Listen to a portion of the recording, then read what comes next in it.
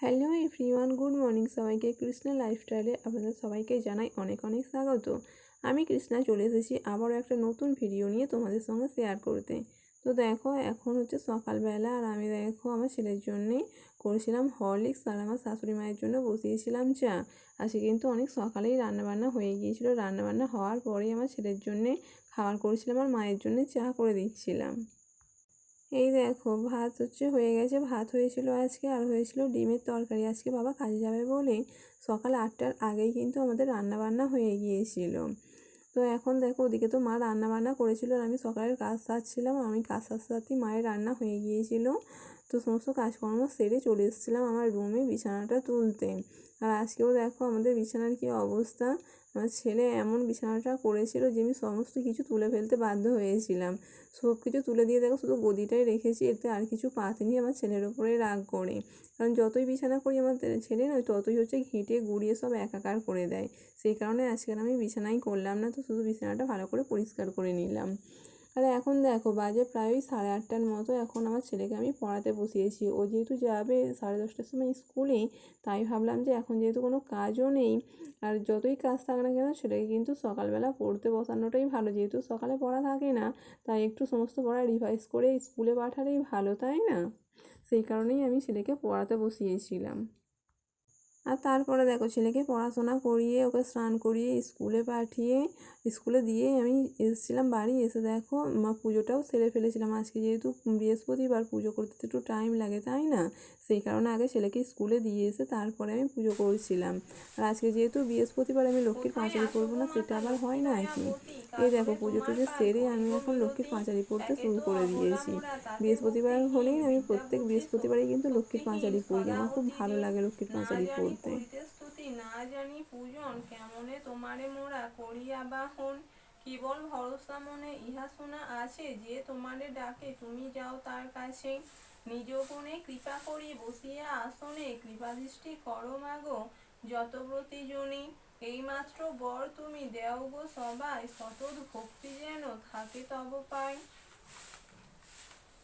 চিরশান্তিময় ধাম শ্রী বৈকুণ্ঠপুরী, অপূর্ব সৌন্দর্য যার অপূর্ব মাধুরী। অনন্ত ঐশ্বর্য যার যথালক্ষ্মীপতি, লক্ষ্মী সহ নিত্য সুখে করেন বসতি। বিরাজে বসন্ত যেথা সদা সর্বক্ষণ, ধীরে ধীরে প্রবাহিত মলয় পবন। একদা ফাল্গুন মাসে পৌর্ণমাসী তাই, 10 দিক আলোকিত চন্দ্রের জ্যোৎস্নায়। লক্ষ্মী সহ লক্ষ্মীকান্ত রত্ন সিংহাসনে, নানা আলাপন করে সহাস্য বদনে। হেনকালে অকস্মাৎ নারদ গোসাই, বিনা যন্ত্র হাতে করি আসে সেই ঠাঁই। আমিও তোমাদেরকে বলবো যে তোমরা চাইলে লক্ষ্মীর পাঁচালিটা পড়তে পারো। কারণ কি, লক্ষ্মীর পাঁচালি পড়লে কিন্তু মা লক্ষ্মীর কৃপা পাওয়া যায়, আমার এটা বিশ্বাস। তো তার থেকেই আমি পড়ি। তো এখন দেখো পুজো হয়ে গিয়েছিল, আমি জলটাও তুলে নিচ্ছিলাম। আর এখন দেখো ভাত খেতে বসেছি। আজকে তো ডিমের তরকারি আর ভাত হয়েছিল, তোমাদের সঙ্গে আগেই শেয়ার করেছি। আজকে যেহেতু অনেক সকালে রান্না করেছিল, তাই আর কিছু হয়নি, শুধু ডিমের তরকারি আর ভাতই করেছিল। তো তারপরে দেখো ভাত টাত খাওয়া দাওয়ার পরে বাসন কোসন মেজে পরিষ্কার করে তারপরে আমি চলে এসেছিলাম ছাদে। আর আজকে তো আমি সমস্ত কিছু অনেক সকালেই কেচে দিয়েছিলাম। প্রায় 7টার আগে আমার কাচাকুচি কমপ্লিট হয়ে গিয়েছিল। আর এখন বাজে প্রায় 1:30টার মতো। অনেক আগেই না জামা কাপড়গুলো শুকনো হয়ে গিয়েছিল, কিন্তু আমার আসার টাইম হয়নি। তাই এখন ভাত খেয়ে ভাবলাম যে জামা কাপড়গুলো তুলে আনি। আর স্নানের জামা কাপড় কটা ছিল সেগুলোও মেলতে চলে এসেছি।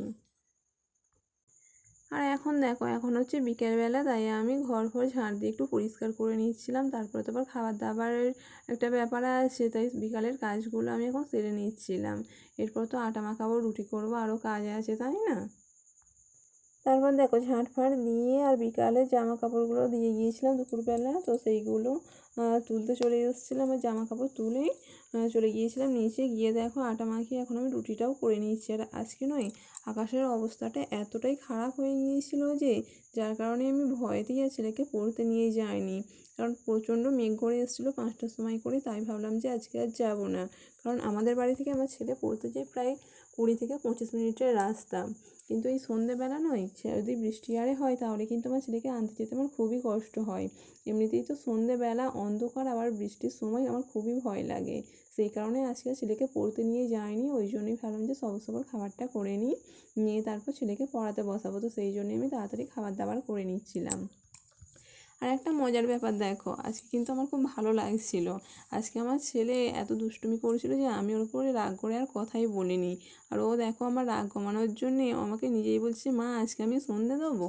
ওকে কিন্তু আমি বলিও নি যে হ্যাঁ তুই সন্ধে দে, তাও দেখো নিজেই হাত পা ধুয়ে জামা প্যান্ট চেঞ্জ করলো, আবার করে দেখো আবার নিজেই ধূপ প্রদীপ জেলে কিন্তু সন্ধে দিতে শুরু করে দিয়েছিল।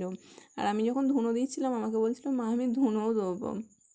আমি ওকে বারণ করলাম, বললাম যে ধুনো দিতে তুমি পারবে না, কারণ ওদের তো আগুন আছে, আগুনটা পড়ার ভয় থাকে, তাই না? সেই কারণে আমি ধুনোটা দিয়ে দিচ্ছিলাম। তো দেখো ধুনো টুনো দিয়ে তারপরে দেখো ঠাকুরের বাসনগুলো ছিল ভালো করে মেজে ধুয়ে এখন এই চুবড়ির মধ্যে রেখে দেবো। কারণ যেহেতু পেতলের বাসন তো জলের মধ্যে যদি ডুবিয়ে রাখি কিংবা এমনি যদি রেখে দিই, ওদের খাবার দাবার লেগে থাকলেও কিন্তু একটা বিশ্রী রকমের দাগ হয়ে যায়। সেই কারণেই ভাবলাম যে আগে বাসনগুলো মেজে নিই। সন্ধে হয়ে গিয়েছিলো, তাও কিন্তু বাসন টাসনগুলো মেজে আমি এখন এই বাস্কেটের মধ্যে রেখে দেবো কালকে আবার খেতে দেবার জন্যে। আর দেখো সমস্ত কাজকর্ম সেরে আমার ছেলেকে দেখো এখন আমি যোগা করাচ্ছিলাম, কারণ কি ও রবিবার দিনকে তো যোগার এক্সাম আছে।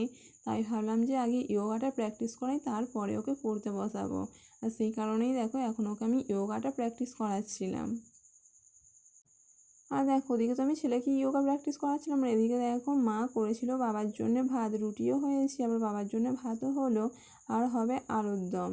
ওবেলা তো ডিম সেদ্ধ আছে, আর আলুর দম দিয়ে বাবা ভাত খেয়ে নেবে, আর আমরা আলুর দম দিয়ে রুটি খেয়ে নেবো। তো তারপরে দেখো ছেলেকে যোগা আর প্র্যাকটিস করানোর পরে ওকে পড়তে বসিয়েছি। আর দেখো পাটায় কী করে লাগিয়েছে, সেই জন্য মলম দিয়ে আর এক পা খেলিয়ে বসে বসে এখন পড়াশোনা করছে। তারপর দেখো কত পড়াশোনা করানোর পরে তো দুজনে খাওয়া দাওয়া করে নিয়েছিলাম, তো সেই ভিডিওটা তোমাদের সঙ্গে শেয়ার করা হয়নি। আর এখন দেখো এতে করে আমি ভেজালাম কিছুটা ছোলা, আর ভিজালাম কিছুটা কিশমিশ, কালকে সকালে খাবো বলে।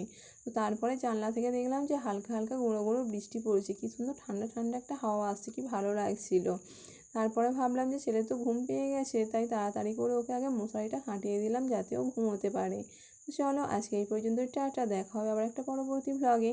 ততক্ষণে তোমরা ভালো থেকো আর সুস্থ থেকো। আর আমার ভিডিও যদি ভালো লাগে অবশ্যই একটা লাইক, একটা কমেন্ট, আর আমার পেজটাকে ফলো করে দিও।